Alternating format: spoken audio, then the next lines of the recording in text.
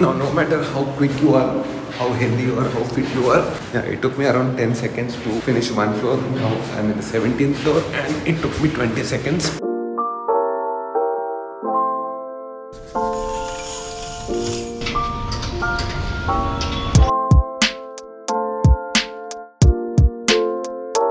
Alright, high rise everywhere. Not everywhere, this side is not high rise, but you will see here and there a couple of high rise buildings. Of course, I am staying in a proper high rise apartments. As you can see, this is like ground plus 19 floors. Stay till the end, you will find something valuable, especially if you're planning to buy an apartment in a high rise building. Whether you should buy in a high rise building or not, out of my personal experience, I'm staying here since the last almost 5 years, half a decade. In the 15th floor, I'll tell you the advantages and disadvantages, not the typical ones, but small friction points that actually matter in your life. Why you have to consider a specific floor and why you should not. There are financial aspects and also mental aspects and also sensible aspects that you have to consider before making a decision whether to buy the lower floors or the top floors. And finally, on a positive note, welcome back to the channel, guys. What's up, guys? Kaise ho? Hope everyone is doing great.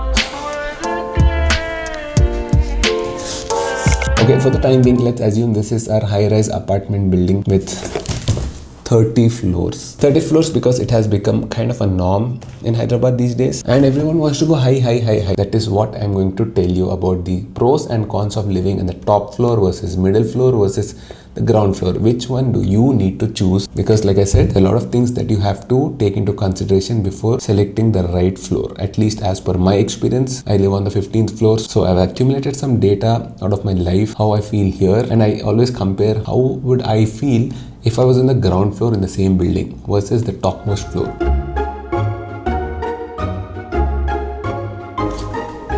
Domal. See, this floor kuda domal unti. Okay, point number one you have to consider before going to the higher floors. Something called thermodynamics. You have to consider the sun, the light and the heat. This is our cute sun over here. On the 30th floor, amazing view, good for you. But the problem with top floors is heat. You'll get a lot of ventilation because direct sunlight, if it is like west facing, you get sunrise directly into your apartment and sunset. If you are in the east side, let's assume this is the east facing and this is the west facing. West facing advantage, I stay in a west facing, I like this. Let's not get into the dynamics of Vastu and all that, but in general, east facing may you will get sunsets properly and west facing may you will see the sunrise. Very beautiful it is to get up early in the morning and see this kind of a view with your coffee in your hand. Definitely personal preference. But then let's talk about the heat. The problem is the higher you go, there is more heat. Even if the floor gets hot, the heat rises above. So definitely lower floors are better in terms of cooling compared to the higher floors. These lower floors are still fine because they have a couple of roofs above them. But if you look at the top floor, at least by 12 in the afternoon, direct sunlight is there on the head and this roof. Obviously, surface gets hot. The 30th floor or whatever the top floor is, it really gets hot. And you know what? You are also paying extra price to go to the top floor because there is something called FRC. We'll talk about that later. So the best solution is to get something at least one floor below to reduce the heat, or at least 2 to 3 floors below, so that you get the best of both worlds. One more problem you might have, usually it is not when the builder is really good, but this is nature. Cracks happen. Nothing can stand against nature because of the heat expansion, contraction, all this happen, and slowly as the building ages, there will be small cracks happening. There is a possibility that leakages can happen. It's not that I'm saying water will fall into your house, but you might, if there is a leakage, you might be seeing some of that moist areas in your house. Second thing you have to consider is the acoustics, the air quality. What happens when you select what floor? My preference is somewhere in the middle. I like this particular floor, 15. If your building has 40 floors, maybe go for the 22nd, 23rd. Till 30th floor is also fine. I would buy a floor which has at least 5 to 6 floors above me. You get to sit high, I get to see all that pollution and traffic. Recently I had a discussion with my friend. He was assuming that in the top floors you will not have dust. There'll be a lot of space dust, pollution. It keeps falling into your apartment, but definitely much better than the lower floors. All this dust which is accumulated, which falls due to gravity on the floor, on the road, and when there is vehicular movement, traffic, when there are people walking around, if there is wind, all this pick up the dust, and you will see more dust in the lower floors, at least up to tree level. So in case you have a dust allergy, if you're against pollution, maybe you have to consider the higher floors, at least 10th floor and above.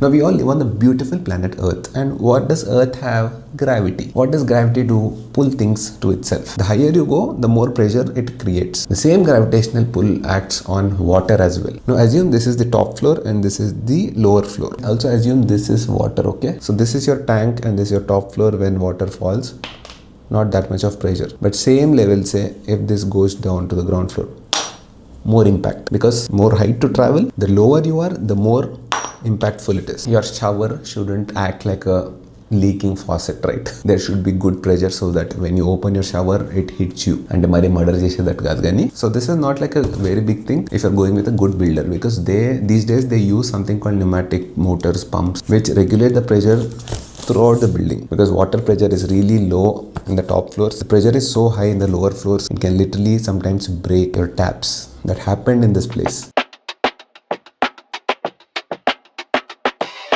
Now one more thing that affects is the lift that goes up and down. This usually happens when I'm planning to go out at around the peak hour, around 8:30 to 9:30 is a proper bus stop. So if you're in a hurry and you're planning to go out at 9 o'clock, you want to start your car, you have to start in your home at 8:45. You can't get out here at 8:55 or 8:58. So that in the peak hour, usually it takes around 6 to 7 minutes to reach your car, start your car, get out of the whole 26-acre basement, basement 1, basement 2, ground, and then exit the gate. All this if you calculate, it'll be at least 10 minutes gone for sure. Then imagine waiting for your lift to come all the way from here up, or if it is stuck somewhere near 29th and someone just pressed down, you're waiting here, pressed 30th floor, maybe you pressed 29th, maybe someone started going down. Imagine that two lifts, both are going down at once, and you just press the lift. It stops in almost every alternate floor in the peak hour, and then it goes down B1, B2, B3, finish everything, and then come all the way back to 30th floor. That too, if no one else pressed in between to go up. So in case someone wants to go from 10th floor to 15th floor, he might have pressed up button, so it will stop in 10th floor, and then it goes up a little bit. He gets down at 15th floor, someone again pressed 17th floor, it goes stops there. That is one problem with staying in the 30th floor or any higher floor. Trust me, lift kosam inta cheptunna anukuntaru kada, when you actually experience it, these are small friction points, but they irritate you. I'm not saying this like a big deal breaker, but if you are anyways putting so much money, try to get something that satisfies all these small things. Next comes the safety logistics, the time of emergency. God forbid, these days there are wars happening. I'm not saying something bad will happen, but in case there's a fire accident, you can't escape so easily from a 30th floor. Even if you take the fire stairs, 30 floors to come down, each floor I calculated, it takes around 10 to 15 seconds for a healthy adult. Now, no matter how quick you are, how healthy you are, how fit you are, it took me around 10 seconds to finish one floor. Now I'm in the 17th floor and it took me 20 seconds. Till here it's fine. Anything beyond this, I think 3rd, 4th floor, every day you can't do this. Once in a while, emergency may want to do it, fine. Imagine you're sitting there with your grandma, your grandpa, or you are someone who injured your leg recently. You can't run down in a case of an emergency. Or if the fire team is here to rescue you, the maximum floor they can reach is around 10th floor. So if that is something that scares you, then I think you should be in the lower floors. Anything around 10th floor is the highest you can go if fire safety is a concern for you. It doesn't happen, but I'm just picking that point because it is a point, it's a valid point. So if you're not fit or if you have elderly parents at home, I think that penthouse becomes a trap for you. I say if you have older people at home, definitely go for the lower floors, because kabhi na kabhi you'll get health issues. You need to take them to hospital, they can't walk, lift might not work, or if it's like very busy that time. All these small scenarios can make and break someone's life. So if the probability is more that you'll have grandparents with you, then I think it's suggestible to take something around 5th floor or below. Not a major thing, but this is also to be considered for someone like me, because we move in here for amenities. That suits my lifestyle. I like to use the gym, I like to use the swimming pool, I like to play tennis, I like to play badminton. All the amenities that I use, the access should be faster. Now once again, imagine this is your apartment building and this is the fancy clubhouse. If you're on the ground floor, proximity is very fast. All you have to do is open your door, exit, 200 meters to walk to the clubhouse, very fast access. In case you're on the 30th floor, again wait for the lift. The time you come here, this whole commute, that is going to add up a lot. Once again, not a deal breaker, but it matters when you use the clubhouse amenities a lot. Now all this is one thing, but there is something called the most important thing that we are all worried about is the financial impact. Something called, that I mentioned in the beginning, FRC, floor rise charges.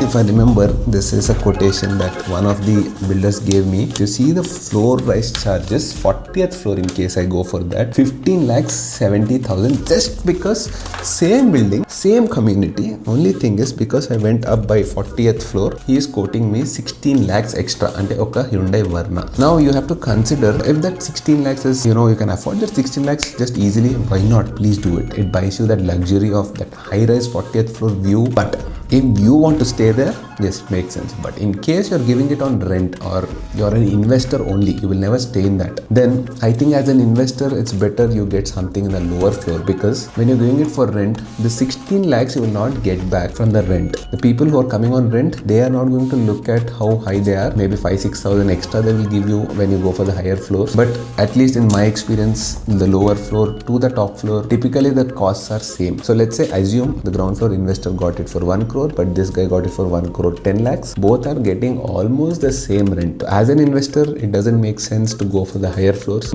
Max it at around 10th floor so that you pay the least amount extra for the same building and you get similar rent for it. But all the other things that I mentioned till now, those also you have to factor in before selecting the right floor for yourself.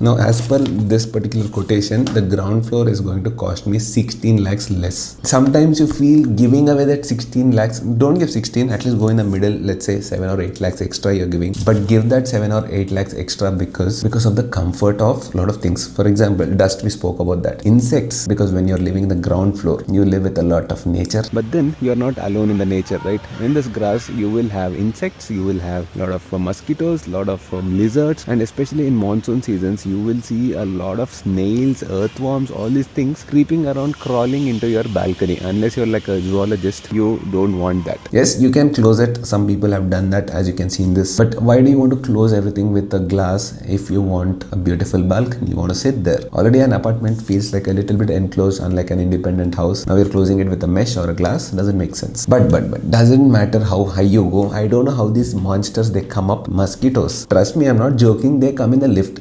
I'm not sure if they can fly till 15th floor. Not as many as how much you see in the lower floors, but they're definitely there. Lizards, snails, earthworms, itlantivanni you will never see in the higher floors.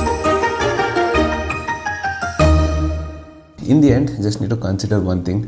It's a personal choice. There's no perfect floor. Whatever you like, go for it. Don't put all this information, data, dynamics into your choice. It is good to have in the back of your head. But if that dilka and lopata manso okati cheptadu kada, doesn't matter, all these things are okay, but I need to live in a 40th floor ante, please go for it. Every floor has a pro, has a con. So you need to take a decision based on what you prefer. But anyways, the whole point of the video is to tell you these advantages and disadvantages of selecting the right floor for yourself before making that 2 crore or plus wallet decision. You see, these days people are bashing high-rise apartments a lot. These communities, these fancy communities costing 2 crores and above, they don't make sense. Of course, they don't make sense. I might agree to a little point, but not entirely, because it takes away a lot of mental stress from your life. Currently, the prices are around 2 crores for a 3 BHK in this particular community. I mean, they should ideally be around 1.2, 1.3 crores for a 3 BHK, but I'm okay paying that extra 50-60 lakhs for a lot of comfort that I'm getting. That 40-50 lakhs less karke if you buy something else around, like standalone apartment. For example, 1 crore mein you can get this niche wala small building. You might get even a bigger apartment than what I'm staying in, but you'll not get the amenities, you'll not get the infrastructure, which is very important. You have to decide what you want in your lifestyle. For example, because this is a very good community, everything is inside for me. Supermarket, bank, swimming pool, gym, stationery shop, tailor shop, Xerox shop, medical shop, a hospital, like a dedicated proper hospital. Nowadays we have an ambulance dedicated to us. I have a spa, a billiards, library, you name it. And second thing that really sorted my life out was Naisha's primary school. Basically nursery PP1, PP2, Naisha school was sorted ikkada kinda, literally inside the community, not even getting out of the gate, that is a negative part, right? You want your kid to go out on a cycle, experience nature, but it is not like that anymore. The world has changed. Now you click on a button and your curd comes to your house on Blinkit. So we'll have to move with times. I want to struggle, and there are other ways to struggle. But all this friction points, right? To go drop your kid to a school, that friction was not there at least for the first 3 years. By 8:30, 8:45 would be ready. I would go drop her at 8:55 literally, and I would head to my gym at 9 o'clock because at school painane gym anamata clubhouse lopata. And yes, definitely I accept that these are overpriced apartments for the sizes you get, but that extra 60 to 70 lakhs which we are paying for all the other things, not just the amenities but the mental peace you're buying, that previously in our generation or before that things were very different. Kids would go out, play gully cricket, gully football, tokkudu villa itlantivanni adukoni, their mind was outside. But now traffic has gone up, crimes have gone up, crimes against children specifically have gone up, and it is not as safe as before, right? You have to accept that. I would be rest assured in my mind if Naisha goes down inside the community with lot of 60 to 70 security staff. So when Naisha goes down, we are not worried, which that price is invaluable. That is where we are paying that extra lakhs for. After staying here for 4+ years, I have come to a point that, even I used to feel that this is pretty expensive. Yeah, what is 2 crores? But as I'm experiencing all these things, I kind of tweaking my decisions now that it makes sense. Forget what people are saying. Dude, you're spending 2 crores here. It's your money. Spend how you want to spend. You made that money for yourself. So if you think that makes sense, please go ahead and spend it. All I need to take care is our apartment. That's it. Beyond our door, I don't need to worry about plumbing. I don't need to worry about electrical work. I don't need to worry about the cleanliness in the cellar, basement. Who is supplying gas? I don't need to call the gas people. All you have to do is just live and do all the other things in your life to excel. You'll be focusing on earning more money. And yes, maybe at some point, if you feel like having a villa for yourself when you grow and when you think, those are some problems that you face.